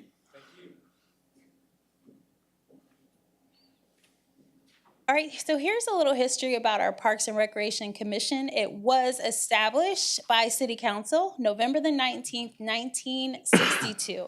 And this was prior to the creation of a Parks and Recreation Department. And as you can see here, the purpose of the commission was to advise the City Council on matters pertaining to acquisition, development, management, maintenance, and the use of the parks and recreation areas and facilities. Since 1962, there have been significant milestones and development. So we fast forward to 2020. Staff noted that the bylaws for the Parks and Recreation Commission was outdated and it needed revisions and to reflect the current operations of the city's Parks and Recreation Department and the purpose of the mission. So on August 10th, the commission reviewed and approved a resolution in support of those bylaw amendments. On August the 18th, bylaws were amended to match the city code, and the presented city code at that time removed the bylaw verbiage and only stated the purpose. It is now aligned with other board verbiage. Also, in addition, there were a few paragraphs that were added to include special and electronic means. And then on September the 15th, Parks and Recreation Commissioners were appointed to the commission during the City Council meeting. Our meeting times are in this very room, our City Council chambers, the second Monday of every month at 5 o'clock. And we do have live public access that's available on TV 15. I was going to highlight a bit of our short-term goals for our commissioners and our board. We want to oversee the successful implementation of the Parks Master Plan. That's our number one short-term goal, as well as hold a commission workshop once a year. So our master plan, it's our roadmap to guide us in prioritizing the needs and set a clear vision for our Parks and Recreation Department. In our commission, we typically have a SWOT analysis shared with the commission that provides a comprehensive view of our park system. We also want to increase our volunteer efforts with our citywide events. We want to tell our organization's story and why people should support it. We also would like to apply for our Tree City USA designation. It's a national urban forestry program that recognizes communities that have established programs to improve their community forests and expand their public trees.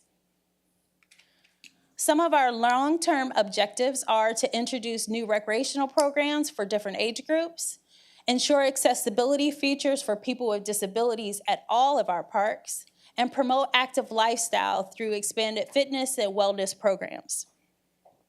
We also would like to reestablish a Parks Foundation. We are considering reestablishing the existing park foundation, the Victoria Parks Coalition, Inc. And lastly, we would like to achieve CAPRA accreditation.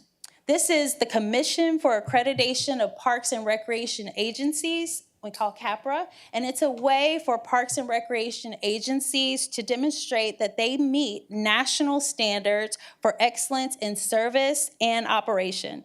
We look to apply in 2025. Our current projects, as I spoke before, is our Tree City USA initiative. So I wanted to share just a few highlights of our next steps in order for this to happen. First, we need to make an official request for the Parks and Recreation Commission to serve as the Tree Advisory Board. And at our last board meeting, the commissioners voted to serve as a dual board. Also, to create an aim for City Council consideration, the first reading and second reading of what would have to be created, our new tree ordinance, does not include private property, and also a final adoption by City Council.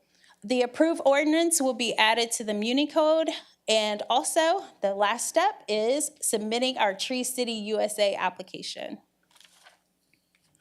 Our board allows us to bring diverse perspectives to the table. Their insight is valuable, and we appreciate their support. I'll be happy to answer any questions should you have these at this time.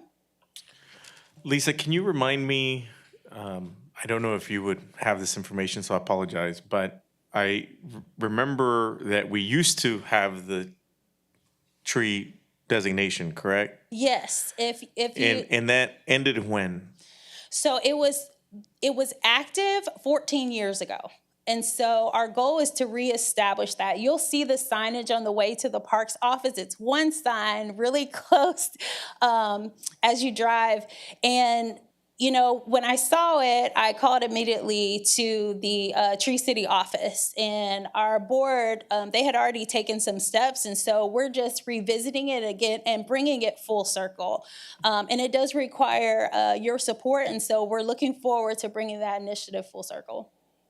And some of you may recall that when our previous Parks and Recreation Director, Jason Alfaro, right before he left, he made a presentation before you around it. And one of the observations / concerns that was brought up was, well, what impact would pursuing this designation have on private property owners? And we didn't necessarily delve into the details at the time, but Jason did make the comment that you can go about this in a way that doesn't affect private property owners. And that's the path that we're headed. And so I want to make that clear that what they're looking at doing would in no way, shape, or form dictate or determine, you know, what people do or not do, you know, with their trees on private property. Yes, sir. Thank you for that. Can you go back to the previous slide? I will try. Don't color out on the numbers. I know. I have a question about item 1. I'm kidding. Oh. I'm like, not yet.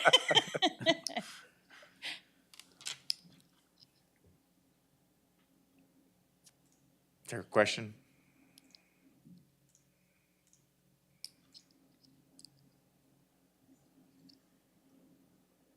What does the parks, what do you actually have to physically do besides this to qualify? So I can give you one example that we just completed recently at Bronson Park. So we would have to host an Arbor Day celebration. The criteria for keeping this Tree City USA designation is quite simple, actually. It's quite simple. You hold an Arbor Day each year. You make sure that you have a community program that's geared towards tree preservation, things of that sort. So community education, opportunities to share. There are about at least 3 pages worth of options that our parks maintenance team can implement, that the city can, and so we actually have lots of choices. Lisa, going back to the CAPRA Yes. that we're looking to do, is there any grant funding opportunities associated with that designation? No, sir. Okay. No, sir. Okay. Any other questions? No, I'll look forward to learning more about the Tree City USA program. You know, obviously aesthetics being a big part of parks. Trees do more than that, but certainly they're a huge part of aesthetics. And so I think it's definitely something we need to take a look at, and I'll be interested in learning more as we go forward. Awesome. Thank you very much. Okay, so we'll move on then to our second city manager's report, and Rolando Hernandez, our golf course guru, is going to spearhead this item. Good evening, welcome. You got to put that on your business card now. Yeah. We'll talk to print department. Good evening, everybody. Rolando Hernandez. I'm the head golf professional over at Riverside Golf Course. Just a little update. I know there's a couple of new faces, and I probably haven't been here in a while, so you guys, I'm sure, have been sitting here for a little bit. But kind of give you a little bit of background first on the golf course, kind of tell you where we're headed, what we've got going on right now, and a couple of projects that we're looking at doing here in the future. So just kind of overall, just where we're at. So a little bit of background, Riverside Golf Course, obviously located in Riverside Park, encompasses about 200 of the 660 acres in the park.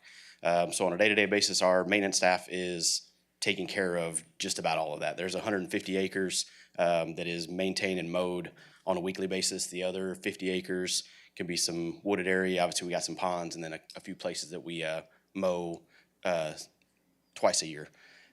We are the only municipal golf course located in Victoria County. Nearest public golf courses are going to be found 30 to 35 minutes from us, so some of the smaller towns that surround us. As far as a public 18-hole golf course, next closest place is going to be at least an hour away. Sinton is the first one that kind of comes to mind. Bay City is going to be the next closest place, and then getting into Houston, Austin, San Antonio, Corpus is where you'll find the next ones after that. Currently, golf course is a 18-hole golf course. We have a full length driving range. We've got a full short game practice area and a 5-hole practice course. That 5-hole practice course came about from what used to be a third 9 that was created at the golf course and I'll talk about some of the revamps that we've gone through. But that practice course came from that old 9, and here in a second we'll go to just how exactly we got to that point. City obviously has always owned the golf course and the land that it's in. It was leased to a company by the name of VPIA. It was a nonprofit, ran the company since the 50s. That's when the golf course was built. First 9 was built in the early 50s. The second 9 came in the late 50s, early 60s. And City took over the actual operation of the golf course in 2017. Golf course was shut down in June of 2017 to allow for some regrowth and some course improvements. The golf course was in a tough position at that point, and we shut down for about 6 months, ended up reopening in January of 2018. I was actually hired in August of 2017, so I've been here since this whole revamp and kind of getting the golf course going. So it is a proud piece for me, but it's fun to see all the things that we've done up to this point. Now, obviously operated by the city. All the employees are employees of the city of Victoria. We have 11 full-time employees, and we kind of hover around 12 part-time employees. A lot of the part-timers are clubhouse staff and then my outside service staff. Our maintenance staff are 9 of those 11, but they are full-time employees, and they do help us manage the golf course 7 days a week. So great to have all those guys. Real quick on before I get too far. So golf course has gone through a little bit of a process. Obviously, we've gone through the pandemic with everybody else. So some of those areas and some of the growth of the golf course has been fed a little bit by the pandemic and people picking up golf. That's been a nice kick for us and for just the game of golf as a whole. But it's really gotten us to the point that we're going to talk about in some of the things that we're doing and what we've been doing over the past few years. So moving into some of our budget and what we've done over the 7 years that we've been around, 6 of the 7 years we have seen a positive financial return. And when we talk about a positive financial return, the golf course does pay for everything that it does. So it is self-sufficient. We're not subsidized by the city at any point. So that does include payroll. So everything that we're doing, all the revenues that we're generating, we're paying for everything that we're doing at the golf course as well. Something that I don't believe is seen in very many municipalities. Golf courses as a whole, as long as they're on the plus side, they feel good in the first place. But having a municipal golf course that's run in that manner, I think there's going to be few to find that are doing that. With the completion of the fiscal year 24, the golf course's reserve fund is going to now clip just over $1 million. The idea behind our reserve fund has always been to keep about 6 months of operating expenses in that fund. And that's roughly $600,000 to $650,000 that we'd like to make sure that we have. Golf course gets shut down, we have a flood, we have a hurricane, whatever that may be, so we can continue to operations and rebuild whatever we need to at that point.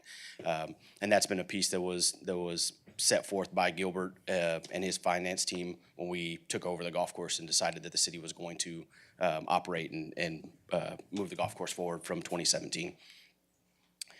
So a couple of things talking about that reserve fund being at $1 million and having a little bit of cushion at that point. We're now moving to the position of having some room to do some of our own capital improvement needs. While we're not talking about millions of dollars in improvements, we are looking at doing a couple of things that are going to be appearance and appeal driven for our golf course and kind of that initial idea of or look whenever you get to the golf course. So the first one that you're seeing here would be our parking lot, and these are a couple items that we're working on getting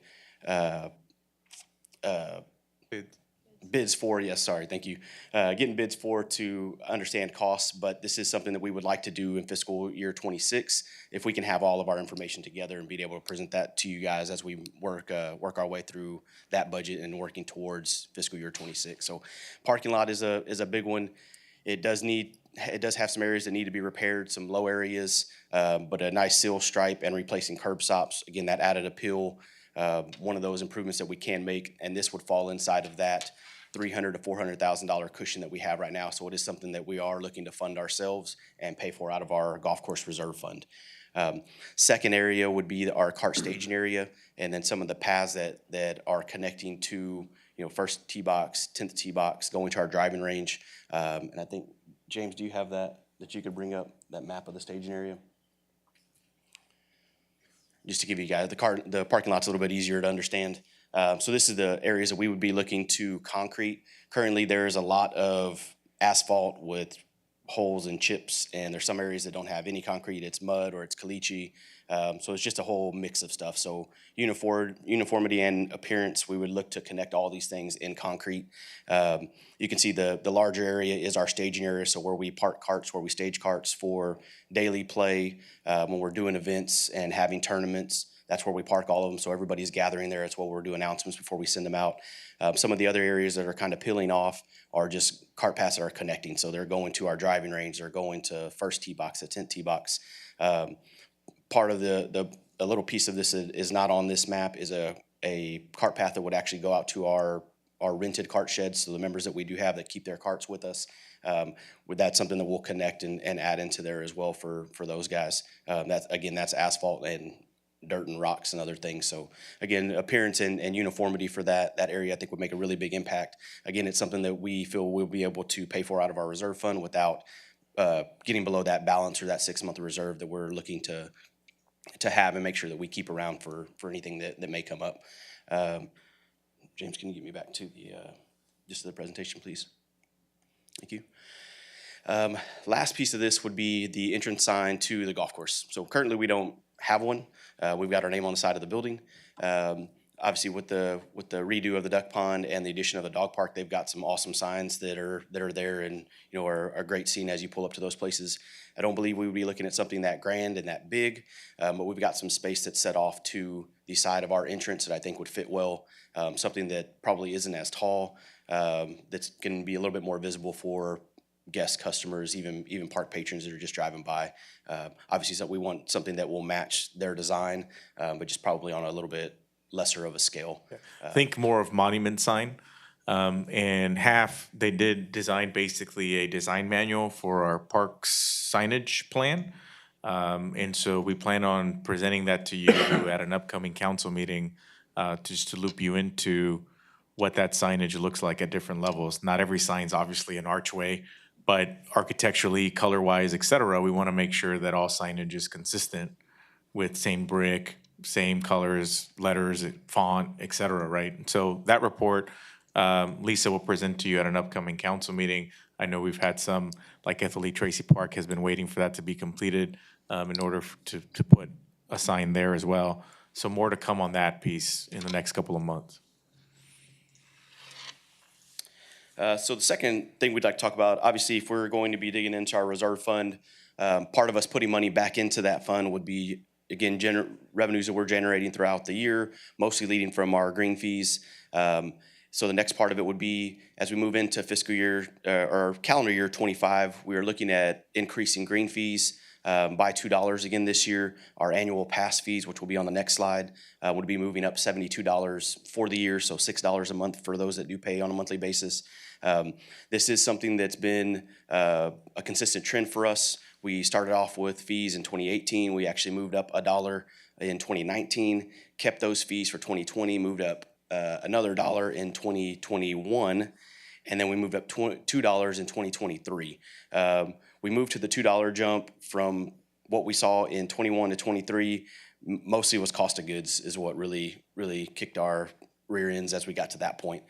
Just everything from maintenance and chemicals and fertilizers and those things that we're using for the golf course, even the cost of goods in the golf shop, leases on equipment, all of those things going up. So that was the initial kick for moving to $2.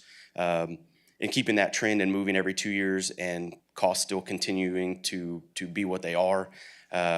We'd like to continue that trend. We plan on continuing that trend and moving up to $2 again this year. When we've done it in the past, I haven't gotten any real kickback from any members, any daily play. They understand that there is a need to continue to move fees forward.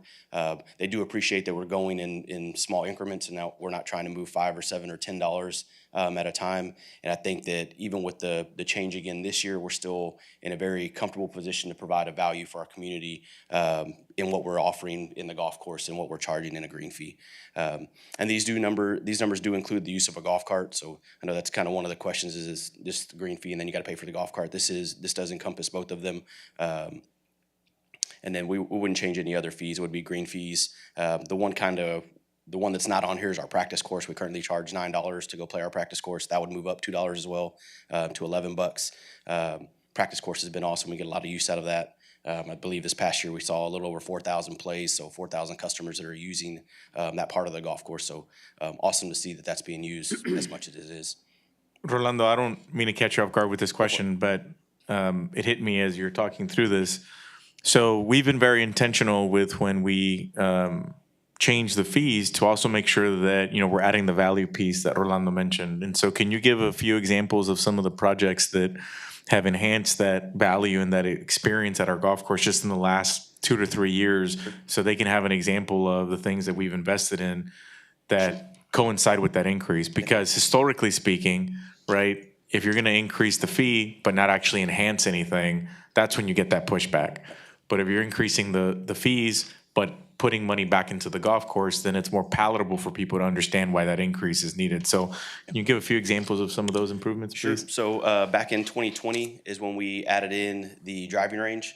So again, the old 9-hole course used to be called the Blue Golf Course. When the city took over the golf course, of those 27 holes, 18 holes were being used to play. And of those 18 holes, 14 holes were on temporary greens. So basically they cut a circle out in the middle of the fairway and you would putt rather than using a green complex. When we got into the golf course, understanding kind of the condition of it, the best route for us to get the golf course moving again was to take the original 18 holes and revamp those 18 holes. They had the best structure, the best grass on top of them to go from there and start to fill in. The third 9 holes, while it would be nice to have them, wasn't great as far as a return on investment for using that part of the golf course. You think of another third of upkeep, more employees that you need to take care of that space, and then needing to charge a fee higher than what we're at right now. So taking that part of the golf course, we did keep 5 of the holes. It was great during COVID. It was a place for people to learn how to play golf, how to get into golf without feel like they were being rushed out on the golf course. So turning that around, adding the driving range, the full-length driving range. In 2023, we added a turf hitting line, so it can be used even on days where it's a little bit soft. We can use that turf line. We do use the real grass as well. Our short game area, we put in a practice bunker last year, and then we've done improvements for cart parking in that area and some connectivity that goes to that practice course that wasn't originally there because it wasn't intended to be used that way. So just some of those things in that area that have been used. Out on the golf course, we've added some concrete areas that are helping with traffic flow and where golf carts are moving. We're actually going to add a few more that's in our current budget. We've got some money for some concrete work as well that we'll be doing. Again, for connectivities, for parking, for appearance, some of the areas that are worn out that we can't grow grass that people just don't want to stay out of. We'll put some concrete there and make them more functional for us, but also an appearance item for us as well. GPS? Yes, yeah, GPS is, sorry. So used to it at this point. Yeah, adding GPS to golf carts has been awesome. Obviously, with what we had going on yesterday, it's a great way for us to notify everybody that's on the golf course. We're asked to clear the entire golf course, so it's a message that goes out first. Everybody sees it right away, and you can see people that start moving into the golf course, but gives us an idea of how fast people are playing. It tracks pace of play. Obviously gives people a nice visual for those visitors that we do get or the guys that don't play very often. It's a great visual leading them around the golf course, gives them yardages, all those little things. We can use it for advertisements. We've helped with golf tournaments that we host. If they get advertisements that they want to put on the GPS, we'll use that as well. And we use it for some course upkeep and just little messages that as people go throughout the day. It helps us protect the golf course on days when it's rained too much and we've got to go to cart path only. Gives us a way to restrict people from doing what they shouldn't be doing. So it's that part of it's been awesome for us too. And as an operator, I really enjoy the GPS system. Thank you. So again, green fees, a couple bucks that we'd be going up for 2025. And then looking at annual pass fees, again, this is a $72 increase, the same as we did 2 years ago. And that $72 would be for the year as a whole. And then we do have quite a few members that pay on a monthly basis, so they'd be looking at $6 a month that would be going up. And again, us moving up in fees, looking into the 2 projects or 3 projects we talked about earlier with the parking lot, the staging area, and the entrance sign. This is going to help us kind of recoup some of that money and start to rebuild that reserve fund again.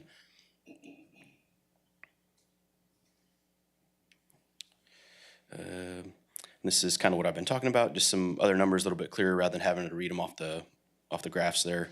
And the rates, you can see the $14 talks about a junior rate round. The $53 is a non-resident weekend round, so that is our most expensive round. Again, that dollar amount does include the use of a golf cart. Practice course moving to $11, and then the annual pass memberships just shows kind of where we're at and where we will be in 2025. Sorry. Approximate $50,000 in added revenue just from these couple of changes based on the number of rounds that we've seen this past year and the number of members that we currently have. Obviously hoping that'll be a bigger number than that, but pretty simple at that point. And just kind of a little piece to mention, Resolution 2017-125R. This does give city manager the use and approval to approve rates and when we implement those rates. Something that was established back when we got the golf course going as well. So fees related to the golf course don't come before council for approval. All other fees, like we've discussed in previous meetings, do. And so, none of us were, some of you, I guess, were part of the conversation in 2017, but as of now, it's strictly on me to make those changes. Obviously, we want to be transparent with what we're doing, hence the presentation. But I just want to be clear that this is not going to come before you as a vote because of that resolution. And some things that we're looking for in the future. First one is a big one, the golf course renovations. Just a little bit of background. Again, the golf course was built in the 50s, the original portion of it, the 18 holes that we play. Part of that original build is our green complexes are push-up greens. So essentially what they did is they took the dirt where the greens are at, they pushed them up into a mound, leveled them out on the top, and then put grass on top of them. So the soil and definition profiles of that dirt are basically mud and clay. So the worst part about that is there's no filtration for water or for nutrients. So as we're trying to grow grass on top of those, it's very hard to take care of them properly. So one of the things that we are looking to do and then we'll continue to push for in the CIP is basically a golf course renovation that includes our green complexes. Our irrigation system is old and outdated. There are several areas that don't have valves, so if we have a leak in one part of the golf course, we're not necessarily able to cut off that part of the golf course, work on that leak. We have to shut off the entire system to be able to go work on it, which also leads to issues with watering the golf course at night. If we have a leak that we can't get repaired one day, then the irrigation doesn't run at night. So that's something, if you're gonna do greens, then obviously you wanna do the irrigation so you can care for them properly. Fairways would be part of this project, tee boxes, regrassing fairways and tee boxes, and then some bunker renovation just to help with drainage. The biggest part of this is to do all of these things through the USGA review that we've had is about $6 million. So one of those things that we've talked with finance about and with Gilbert about and with Jesus, and just working to see how do we get that done, in the next, bunch of years. And to be clear and more direct, even though the golf course does really well for itself, it'll never generate enough cash in its fund balance to pay for these renovations with cash. Sure. So this item in particular, some of the others maybe, but this item in particular would be something that would have to be considered as part of the normal CIP to fund with sources elsewhere, whether it's VSTDC or general fund or COs or whatever it is, just to be clear on that. And then a couple others, a covered event space. So this would be a space that can be used by golf course and parks, something that we can use after golf tournaments for people to join, to do scoring, have food. We currently don't have that type of a space at the moment. We've got a couple of different areas that we've looked at to potentially use as that space. that are surrounding the golf course. And two of those areas are, close to the duck pond or within reach of our within reach of our parking lot. So that gives the option for parks to be able to either rent those spaces or use those spaces as well. So kind of a combined space of use. For golf tournaments, we wouldn't use it obviously every single weekend. We'd get it for events and some of our bigger weekends or a hangout place for guys after golf. But again, some kind of a shared space and just to be able to have a cover so there is some protection while they're out there. Obviously during the summers, maybe not so much during the winter or the fall. And then our main cart barn, it's got some years on it. For the most part, it's structurally sound. But as far as just updating it, if there's a way through engineering that we can expand some of that space to be able to rearrange how we park golf carts, how we run them through the cart barn. Some of those things are, ideas that we'd like to be able to continue to look at. Basically just more functional with an update to the exterior so it blends in with all the other things we're doing as far as appearance and some of those other items that we're working on right now. One of the things that we forgot to mention that I think is important in terms of things that have happened is there's also been some improvements on the working conditions for staff. Sometimes we get so caught up on, investing the money that's made at the golf course on things that enhance the user experience. But as an example, recently, basically a break room was put together that is actually air conditioned for our staff. Previous to that, the only air-conditioned space in the shop was just the manager's, supervisor's office. And so, things that we take for sort of granted, we needed to invest in to improve the working conditions of our employees as well. And so we've invested in those types of things as well, and I think it's important to verbalize that too. Thank you, that was really important. In regards to funding, and you mentioned about golf course renovations, we've previously gone out for some grant funding opportunities, which we did not get, but we'll continue to look at those opportunities as well, I imagine. Grants for golf courses are very rare because golf courses are not free and open to the public. And so you're never going to find a Texas Parks and Wildlife grant that can go towards a golf course. If anything, you might find a foundation of some kind that provides grants for golf courses. But typically, because you have to pay to use that amenity, it's not actually considered or qualifies for the traditional government-centric parks and recreation grants. But we applied for them before. Recently. Maybe a better way to word it is competitively speaking. Okay. We would not compete well with others, Okay. yeah. I don't think there's anything specific that says like you can't apply if you charge for this service. But it certainly is a factor when if you're TPW, you do that. Now, in the time that I've been here, we haven't applied for a grant for the golf course, so I don't know Greens, we did. which, We when you're worked on a specifically- few grants that I don't believe ever went through or that we were ever approved for. We weren't approved. I Yeah. thought we were declined. I'd have to get with Katie to see what those were exactly. She was the one that helped us with those. Sure. Yeah, it was nothing that we ever really qualified for. Again, being somebody or a entity that's taking money for their services to be able to access the golf course, it's hard to compete. I don't know, in my years of golf, I've never understood a grant that we've been funded for in any of the places that I've been. I think they're just hard to come by. And I certainly didn't understand. I just know that we previously did. Yeah, I do remember Katie working on a few of them. It was just, there wasn't a whole lot of traction there. But I do want to give you a big kudos when we took this over in 2017, and the goal was to be self-sufficient. And I don't know how many people up here really envisioned that it would do that. Not only did you do it, but having a 1.6 reserve fund is quite impressive, and particularly for the value and the course itself and the play. So it is elevated immensely and been a great asset to the city. So Thank you. congratulations. Yes, sir. Thank you. Well said. Any other questions? I'll just say that anybody that's around golf knows that there's nothing inexpensive about running a golf course. So I think your proposed fees are very reasonable in light of the cost that it takes. Great to hear. You've done a great job out there, and we appreciate it. Yes, sir. Thank you for the information tonight. Thank you, guys. All right. Mr. Garza, is there anything else on city manager reports? No, sir. I understand that we do have an executive session. Yes, sir. Okay, so then we will adjourn into executive session. We'll take a 10-minute break, and I will take this opportunity to again wish everyone a very blessed Christmas season and a Happy New Year. So we will go in at 7:03. City Council recess for executive session on the 17th day of December at 7:03 PM.